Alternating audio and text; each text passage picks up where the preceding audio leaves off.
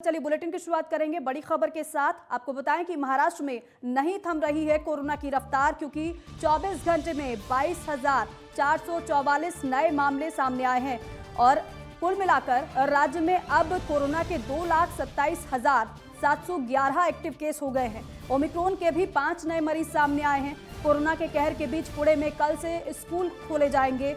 हालांकि कोरोना का कहर बढ़ रहा है, लेकिन ये भी फैसला सरकार की तरफ से कि पुणे में कल से स्कूल खोल दिए जाएंगे, जो कि कोरोना की वजह से बंद कर दिए गए थे। महाराष्ट्र के उप मुख्यमंत्री अजित पवार ने इस बात की जानकारी दी है। 4 घंटे चलेगी पहली से 8वीं तक की क्लासेस। इसके अलावा बच्चों को अभिभावकों की सहमति से ही स्कूल आना होगा। बच्चे अगर स्कूल आएंगे तो बच्चों को परमिशन अभिभावकों की लेनी होगी, उसके बाद ही प्रवेश स्कूल में दिया जाएगा। तो कोरोना के कहर के बीच पुणे में कल से स्कूल खोल दिए जाएंगे, लेकिन 4 घंटे चलेगी पहली से 8वीं तक की क्लासेस। हालांकि समय थोड़ा कम किया गया है। महाराष्ट्र में कोरोना का कहर जारी है। सबसे ज्यादा केसेस, फिर चाहे पहली लहर हो, दूसरी लहर हो या फिर अब की बात की जाए, तो सबसे ज्यादा केसेस महाराष्ट्र में ही सामने आए हैं। और ओमिक्रॉन के केसेस की अगर बात करें तो 5 नए मरीज ओमिक्रॉन के सामने आए हैं महाराष्ट्र में।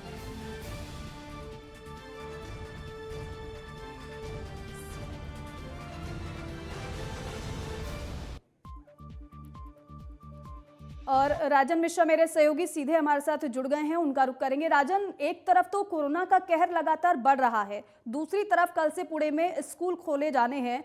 ऐसे में क्या व्यवस्थाएं की गई हैं, क्या तैयारी की गई है जिससे बच्चे संक्रमित ना हो? देखिए, महाराष्ट्र की अगर बात करें तो महाराष्ट्र में कोरोना मरीजों की संख्या अभी तक थमी नहीं है। ये रफ्तार जो है, ऐसा नहीं कह सकते कि रफ्तार थमी है। अगर पिछले 24 घंटे की बात करें तो पिछले 24 घंटे में 22,444 नए मामले सामने आए और महाराष्ट्र की में 5 कोरोना मरीजों के जो 5 ओमिक्रॉन के मामले सामने आए। और बड़ी बात यह है कि पांचों के पांचों जो मामले ओमिक्रॉन के, ये पुणे के हैं। जी राजन, इसके अलावा क्योंकि महाराष्ट्र में हम देख रहे थे लगातार कि पहली लहर हो, दूसरी लहर हो या फिर अब की बात करें तो अब लगातार वो बढ़ रहा है, लेकिन अब की हालातों की अगर हम बात करें तो क्या हालात इस वक्त देख पा रहे हैं आप? देखिए, महाराष्ट्र में जो ऐसे कई जिले जहां पे कोरोना के मामले में कटौती हुआ है, वहां पर स्कूलों को पहले ही शुरू कर दिया गया है। और पुणे की अगर बात करें तो पुणे में कल से स्कूलों को शुरू कर दिया जा रहा है।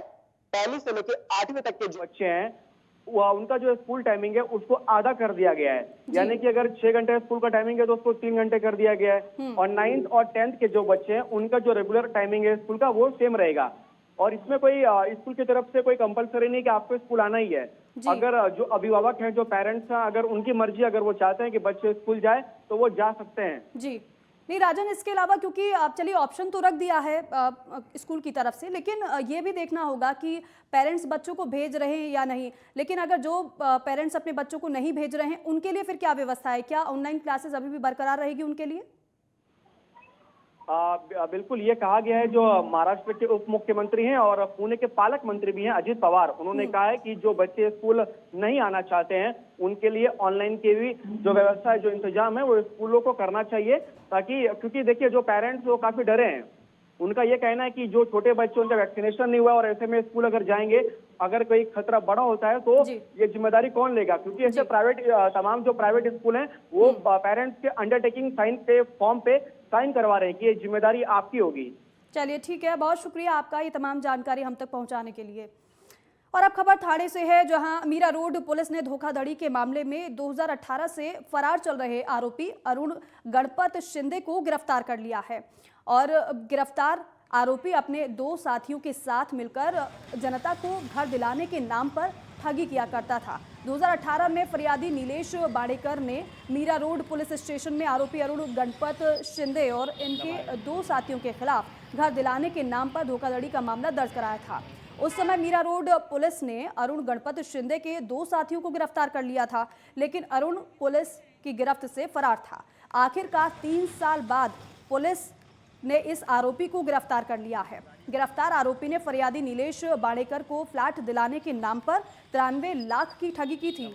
आरोपी अरुण गणपत शिंदे के खिलाफ मीरा रोड पुलिस स्टेशन में 3 और रबाले पुलिस स्टेशन में 1, जोगेश्वरी में 1 और न्यायालय में 138 NI एक्ट के तहत कई मामले दर्ज हैं। 3 साल हो गए और 3 साल बाद अब आरोपी को गिरफ्तार किया जा चुका है। सोर्स के मुताबिक से हमको ये मालूम पड़ा कि आरोपी सातारा में है, तो हमने हमारे एक साइबर एक्सपर्ट है और हमारी टीम उधर चली गई और सातारा शहर पुलिस स्टेशन के मदद से ये आरोपी के 25 तारीख को हमने ताबे में लिया और इधर लाके हमने अरेस्ट किया है। तो 2018 से धोखाधड़ी मामले में अरुण फरार चल रहा था, लेकिन अब जाकर उसकी गिरफ्तारी हो चुकी है।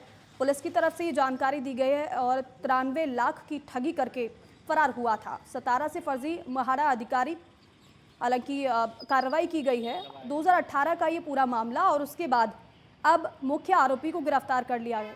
इससे पहले 2 और आरोपी गिरफ्तार किए गए थे, लेकिन अरुण गणपत, जिसकी तलाश पुलिस काफ़ी समय से कर रही थी और अब जाकर इसको गिरफ्तार किया है, क्योंकि फरार चल रहा था लगातार।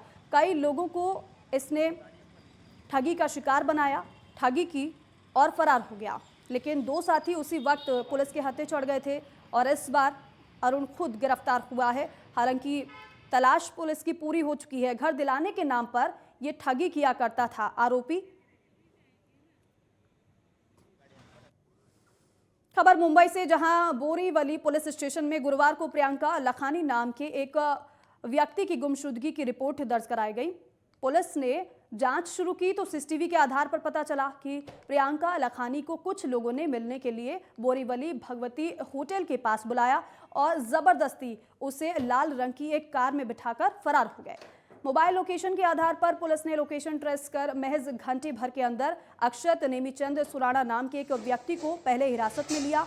उससे पूछताछ के आधार पर लोकेशन को फिर ट्रेस किया गया और साथ ही वारदात में शामिल 3 अन्य आरोपियों को भी पता चला इस बारे में और जिन्हें पुलिस ने अरेस्ट कर लिया है, गिरफ्तार किया गया है आरोपियों को। पूछताछ में पता चला कि अक्षत पेशे से ज्वेलर्स है और पीड़ित ने इससे लाखों रुपए का कर्ज लिया था, जिसके शेयर मार्केट में डूबने के बाद पीड़ित पैसा लौटा नहीं पा रहा था और इसीलिए आरोपी ने अपने साथियों के साथ मिलकर किडनैपिंग की, जिससे पैसा वसूला जा सके।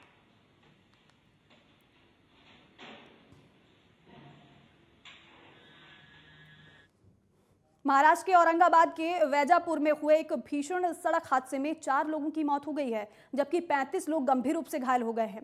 यहां 2 ट्रकों के बीच आमने सामने से टक्कर हुई और इसमें एक ट्रक पर कई यात्री सवार थे। घायलों में कई लोगों की हालत गंभीर भी बताई जा रही है और इसीलिए मृतकों का आंकड़ा बढ़ सकता है, ये आशंका भी व्यक्त की जा रही है। घायलों को इलाज के लिए नजदीकी अस्पताल में भर्ती करा दिया गया है। हादसा वैजापुर थाना क्षेत्र के शिवराई फाटा के पास तड़के 5 बजे के आसपास हुआ है और मरने वालों में 2 बच्चे भी शामिल हैं। घायलों को औरंगाबाद और नासिक रेफर कर दिया गया है। ताज़ा जानकारी ये है कि एक ट्रक में सवार 25 से ज़्यादा यात्री एक शादी समारोह में शामिल होने के लिए औरंगाबाद से नासिक के लिए निकले थे और उसी वक्त ये हादसा हो गया और कई लोगों की जान चली गई। लेकिन ये कहा जा रहा है कि अभी मृतकों की संख्या बढ़ सकती है, क्योंकि कई की हालत गंभीर है।